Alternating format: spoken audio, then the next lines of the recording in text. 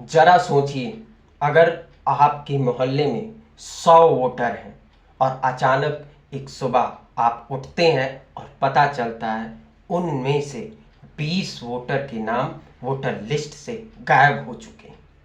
किसी को खबर भी नहीं, किसी ने नोटिस नहीं देखा और फिर चुनाव हो गया।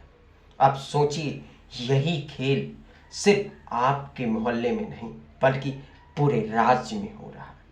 बिहार में 65 लाख वोटर, जी हाँ, 65 लाख वोटर लिस्ट से डिलीट कर दिए गए। ये महज गलती नहीं है, ये सोची समझी चाल है। और ये सवाल सिर्फ बिहार का नहीं है, ये सवाल देश के लोकतंत्र और चुनाव आयोग और 2024 के चुनाव तक पहुंचता है। क्योंकि अगर ये साबित हो गया कि वोटर लिस्ट के साथ छेड़छाड़ हुई है तो 2024 का पूरा नतीजा प्रधानमंत्री की जीत, विपक्ष की हार, सब कुछ कटघरे में खड़ा हो सकता है।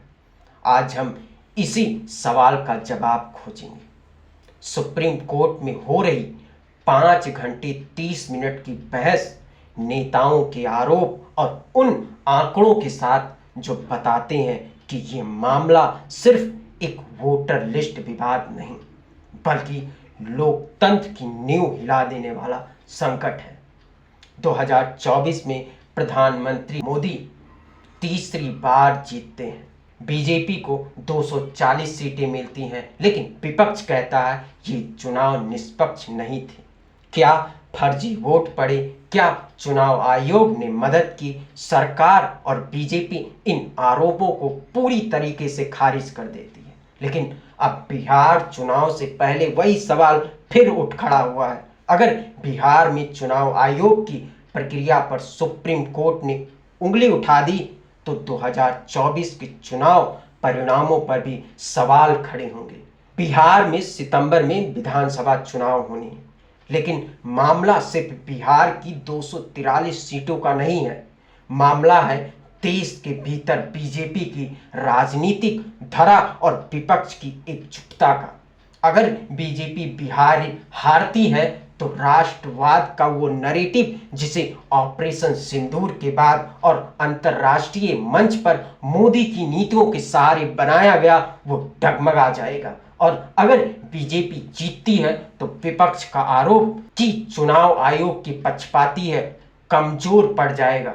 यानी ये चुनाव एक तरह से चुनाव पर जनमत संग्रह है और यह कारण है कि सुप्रीम कोर्ट में इस पर 5 घंटे 30 मिनट तक सुनवाई हुई। सुप्रीम कोर्ट की 2 जजों ने, जस्टिस बागची और जस्टिस सूर्यकांत, याचिकाकर्ता कहते हैं आधार कार्ड को स्वीकार न करना अनुचित है, लेकिन चुनाव आयोग कहता है हमने 11 दस्तावेज स्वीकार किए ताकि ज्यादा से ज्यादा लोग लिस्ट में बने रहें। जजों की टिप्पणी, यह विवाद दरअसल भरोसे की कमी का है। लोग चुनाव आयोग पर विश्वास नहीं कर पा रहे। चुनाव आयोग का दावा 7 करोड़ 90 लाख वोटर में से 6 करोड़ 50 लाख की कोई डॉक्यूमेंट देने की जरूरत नहीं थी, लेकिन फिर भी 65 लाख नाम लिस्ट से बाहर कर दिए गए।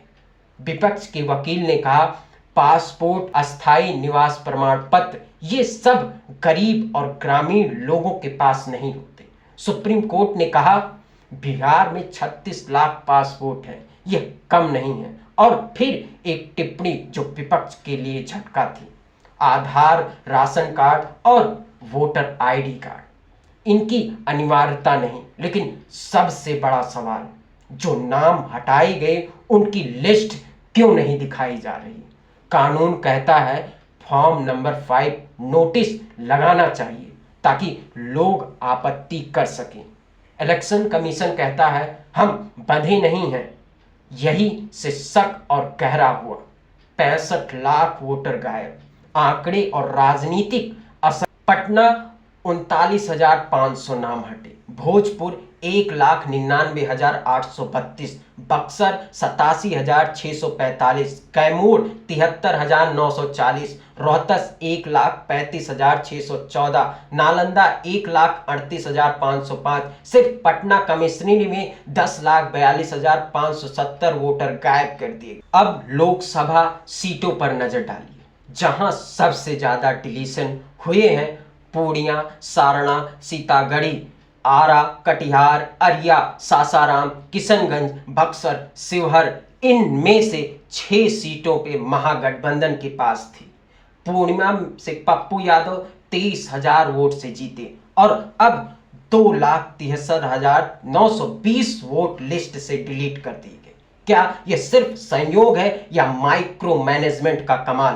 तेजस्वी यादव का आरोप है बीजेपी प्रभारी ने गुजरात में 2024 में वोट दिया, अब बिहार में वोट डालने के लिए नया कार्ड बना लिया। पप्पू यादव का आरोप, यह मतदाता सूची की सफाई नहीं, मतदाता सूची की लूट है। योगेंद्र यादव सुप्रीम कोर्ट पहुंचे, 2 मृतक जिनके नाम लिस्ट में थे असल में जिंदा निकले। यह बयान सिर्फ राजनीतिक नहीं बल्कि इलेक्शन कमीशन की विश्वसनीयता पर सीधा हमला है। सुप्रीम कोर्ट के सामने 3 चुनौतियां हैं। क्या इलेक्शन कमीशन की प्रक्रिया सही है या पक्षपाती? अगर सही मानी जाती है तो विपक्ष का पूरा नैरेटिव टूट जाएगा। और दूसरा, क्या भविष्य के चुनाव में भरोसा बहाल होगा? सुप्रीम कोर्ट का फैसला लोकतंत्र की विश्वसनीयता तय करेगा। और तीसरा, अगर फैसला इलेक्शन कमीशन के खिलाफ गया तो 2024 का चुनाव कटघरे में होगा। इसका असर प्रधानमंत्री, गृहमंत्री और पूरी सरकार पर होगा। अगर सुप्रीम कोर्ट ने इलेक्शन कमीशन को क्लीन चिट दे दी तो सरकार कहेगी देखो हम कुछ गलत नहीं किया, लेकिन विपक्ष कहेगा फैसला हमारे खिलाफ है। पर सवाल कायम है, अगर सुप्रीम कोर्ट ने इलेक्शन कमीशन के खिलाफ फैसला दिया तो 2024 चुनाव की वैधता मोदी सरकार की साख और आने वाले हर चुनाव पर सवाल खड़े होंगे। यह मामला सिर्फ 65 लाख वोटर का नहीं, यह मामला है क्या आपका वोट सच में आपका है? क्या लोकतंत्र में आपकी गिनती सच में हो रही है या फिर चुनाव एक मैनेज इवेंट बन चुका है? सुप्रीम कोर्ट का फैसला तय करेगा आगे का भारत कैसा लोकतंत्र देखेगा।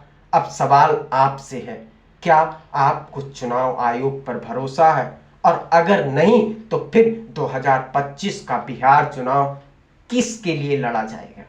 नमस्कार।